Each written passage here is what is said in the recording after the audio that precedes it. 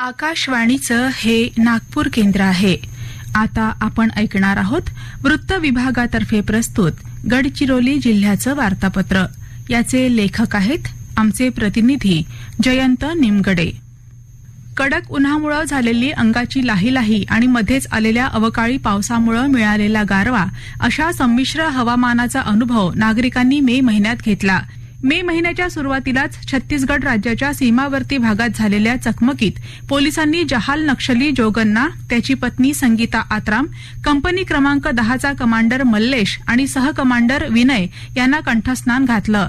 दुसऱ्या एका घटनेत भामरागड तालुक्यातील कतरंगट्टा गावानजीकच्या जंगलात पोलिसांनी पेरमिली दलमचा कमांडर वासू आणि अन्य 2 महिला नक्षलींना ठार केलं. शिवाय शंकर कुडयामी या नक्षल समर्थकासह गणेश पुनेम नामक नक्षल्यानं पोलिसांपुढे आत्मसमर्पण केलं. या दोन्ही घटना पोलीस विभागाची मान उंचावणाऱ्या ठरल्या. याबरोबरच पोलिसांनी टिपागड पहाडावर नक्षल्यांनी दडवून ठेवलेली स्फोटकं हुडकून काढली. यामुळे पोलिसांचा घातपात करण्याचा नक्षल्यांचा प्रयत्न फसला. अहेरी तालुक्यातील देचली पेठा उपपोलीस ठाण्याअंतर्गत गॅरेवाडा गावानजीकच्या इंद्रावती नदी परिसरातील जंगलात 5 जून रोजी पोलीस आणि नक्षल्यांमध्ये चकमक उडाली. या चकमकीत कोणीही जखमी झालं नाही. मात्र पोलिसांनी घटनास्थळावरून स्फोटकं, वायर, बॅटऱ्या, पिट्टू, पुस्तकं आणि अन्य साहित्य ताब्यात घेतलं. सध्या तेंदूपानं तोडण्याचा हंगाम सुरू असून नक्षलवादी तेंदू कंत्राटदारांकडून खंडणी वसूल करण्यासाठी त्यांची बैठक घेणार असल्याची माहिती पोलिसांना मिळाली होती. त्यावरून पोलिसांनी नक्षलविरोधी अभियान राबवलं, असं पोलीस अधीक्षक निलोत्पल यांनी सांगितलं. किरकोळ विक्रेत्यांना पुरवठा करण्याकरिता 2 वाहनांमधून प्रतिबंधित सुगंधित तंबाखूची वाहतूक करणाऱ्या 3 जणांना स्थानिक गुन्हे शाखेच्या पोलिसांनी ताब्यात घेतलं. त्यांच्याकडून 18,27,000 रुपये किमतीचा तंबाखू जप्त करण्यात आला. महाराष्ट्र दिनी एटापल्ली तालुक्यातील बारसेवाडा इथं जादूटोण्याच्या संशयावरून काही नागरिकांनी एका महिलेसह एका व्यक्तीला जिवंत जाळल्यानं जिल्हा हादरला. या प्रकरणी पोलिसांनी 15 जणांना अटक केली.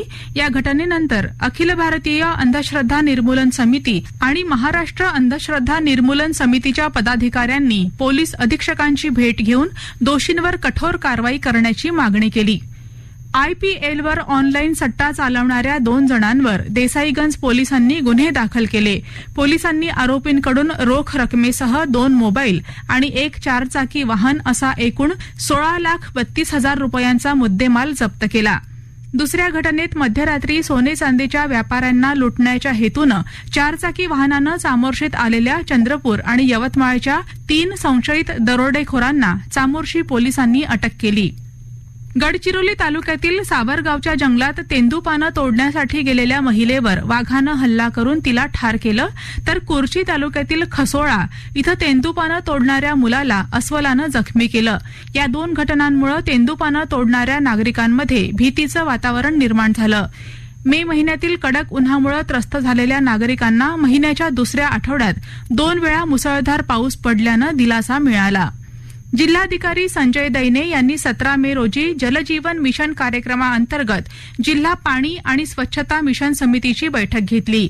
या बैठकीत त्यांनी सुरू असलेल्या पाणीपुरवठा योजनांच्या प्रगतीचा आढावा घेतला. पाणीपुरवठ्याची कामं मुदतीत पूर्ण न करणाऱ्या कंत्राटदारांना काळ्या यादीत टाकण्याचा प्रस्ताव सादर करण्याचे निर्देश जिल्हाधिकाऱ्यांनी दिले. 12वी आणि 10वीच्या निकालात यंदा जिल्ह्यातील विद्यार्थ्यांच्या गुणवत्तेचा टक्का वाढल्याचं दिसून आलं. 12वीचा जिल्ह्याचा निकाल 94.42 तर 10वीचा निकाल 94.67% लागला. दोन्ही परीक्षेत मुलांच्या तुलनेत मुलीच सरस ठरल्या. गडचिरोलीत 23 मे रोजी विविध सामाजिक संघटनांच्या वतीनं बुद्ध जयंती साजरी करण्यात आली.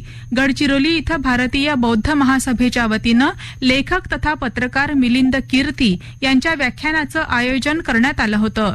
काँग्रेसच्या अनुसूचित जाती आघाडीच्या वतीनंही तथागत गौतम बुद्ध आणि डॉ. बाबासाहेब आंबेडकर यांना अभिवादन करण्यात आलं. आताच आपण ऐकलत वृत्त विभागातर्फे प्रस्तुत गडचिरोली जिल्ह्याचं वार्तापत्र. याचे लेखक होते आमचे प्रतिनिधी जयंत निमगडे. वाचक स्वर वीणा डोंगरवार.